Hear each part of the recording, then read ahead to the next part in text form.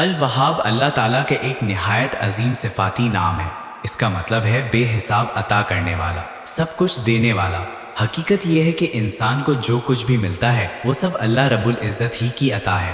اللہ تعالیٰ خود چاہتے ہیں کہ بندے اس سے مانگے، اس کے سامنے سوال کریں، کیونکہ مانگنا اللہ کو بہت پسند ہے۔ قرآن پاک میں اللہ تعالیٰ کے اس مبارک نام کا بار بار ذکر ملتا ہے۔ جب ہم ایمان پر خاتمے کی دعا کرتے ہیں تو دراصل ہم اللہ سے سب سے بڑی نعمت یعنی ایمان کی حفاظت مانگ رہے ہوتے ہیں۔ ایک بزرگ کا واقعہ بیان کیا جاتا ہے کہ وہ بیت اللہ شریف کا طواف کر رہے تھے اور ہر قدم پر یہی دعا پڑھ رہے تھے، اے اللہ ہم سے ایمان نہ چھیننا اور ہمارا خاتمہ ایمان پر فرمانا، بے شک تو ہی سب کچھ عطا کرنے والا ہے۔ طواف کے بعد کسی نے ان سے پوچھا کہ آپ نے 7 چکروں میں صرف یہی دعا کیوں پڑھی؟ انہوں نے جواب دیا کہ میں نے اپنے ایک ساتھی کو دیکھا جو 40 سال تک امام اور خطیب رہا، قرآن پڑھاتا رہا، مگر زندگی کے آخری لمحات میں کسی گناہ کے باعث اس کا ایمان سلب ہو گیا۔ مرتے وقت اس نے قرآن ہاتھ میں لیا مگر اس کی زبان سے ایسے الفاظ نکل گئے جن سے اس کا ایمان جاتا رہا۔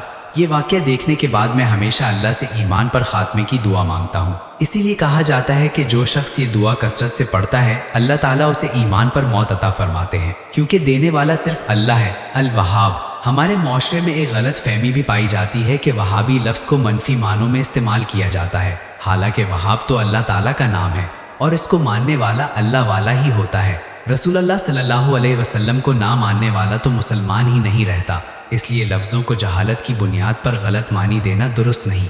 رزق کے حوالے سے بھی اللہ کے اس نام کی بڑی برکت بیان کی گئی ہے۔ اہل علم کہتے ہیں کہ جو شخص روزانہ کثرت سے یا وہاب یا اللہ پڑھتا ہے، اللہ تعالیٰ اس کے رزق میں وسعت اور بے نیازی عطا فرماتے ہیں اور اسے لوگوں کی محتاجی سے بچا لیتے ہیں۔